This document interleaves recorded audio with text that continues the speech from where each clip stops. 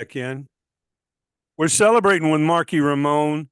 The Blitzkrieg is coming. 10 big shows in California. We're looking at a 29-song set. More than Definitely. that. More Is than that. is it really? It's 38 songs. Oh my God. Oh, it never ends. Yeah, that's an old set list I think you're looking Okay, at. okay. Yeah. Let's say 30 plus.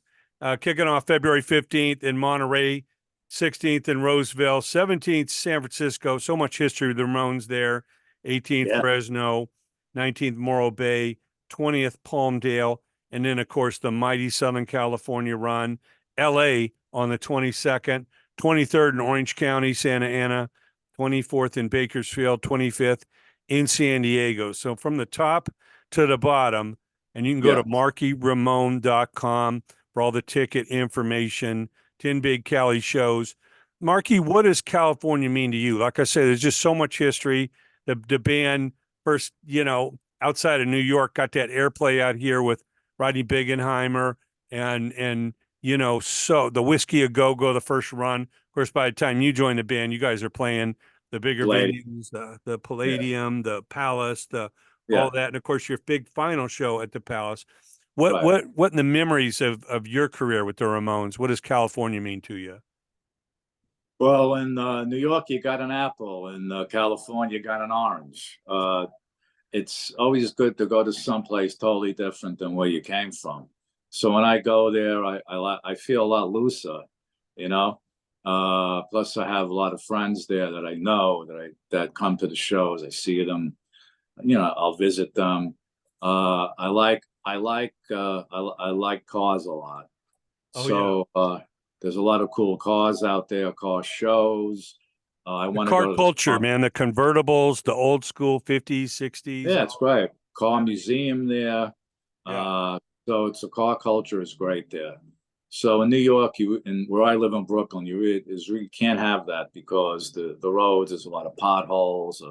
Obviously, they get iced up.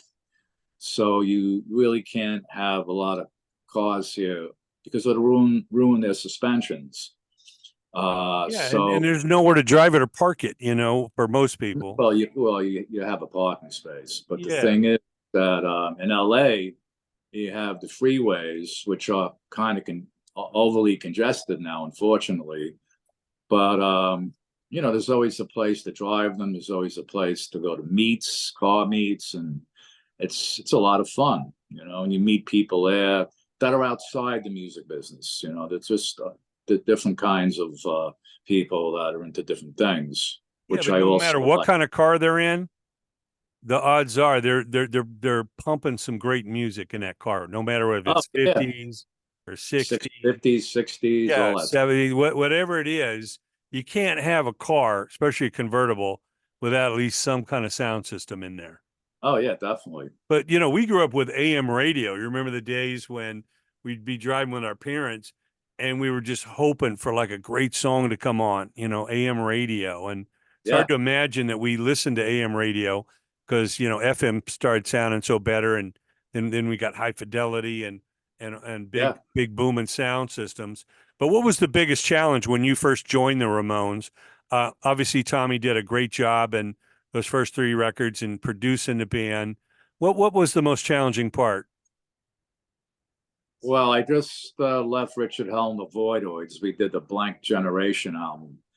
And we toured England with the Clash. And when we got back, Richard didn't want to tour anymore, but I did. So when Tommy asked me to join the band, I said, okay, it's a different kind of drumming. Dust was a different kind of drumming. So I had to apply a different kind of style to that. Mainly what Tommy did, but a little heavier. So it wasn't a challenge. It was just something that I had to get used to. When you're doing something for quite a while and then you do something different, takes a little time and effort to get the 100% confidence that you need to do it properly. So I would rehearse a lot on my own to a boombox that I had with a cassette in it that they gave me to learn the live set. and rode to Rouen on a pair of drum pads. That was it. I didn't play in a drum set.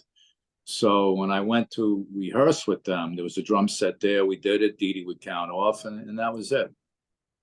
Well, of course, there's the statue for Johnny down there at Hollywood Forever Cemetery, and there was no front man like Joey Ramone.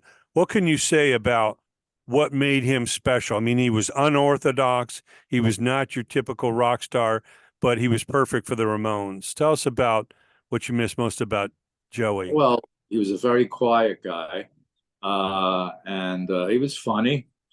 We would hang out, go to the Ritz in New York City a lot, and see bands. He was very when he walked on the stage, he became very animated. That was Joey becoming what he wanted to be, and that stage was his home. Off stage, he was the opposite, very quiet, shy, and he was how can you say it? He was basically like in a bubble a lot of the times, Yeah. you know, and maybe he was that way because of the hassles he went through as a teenager growing up. A lot of kids used to pick on him a lot, Right. But fortunately, I think he used that to become what he became, and it worked. So in the end, that's what mattered. Well, it is certainly iconic music. Congratulations being entered in the Rock and Roll Hall of Fame.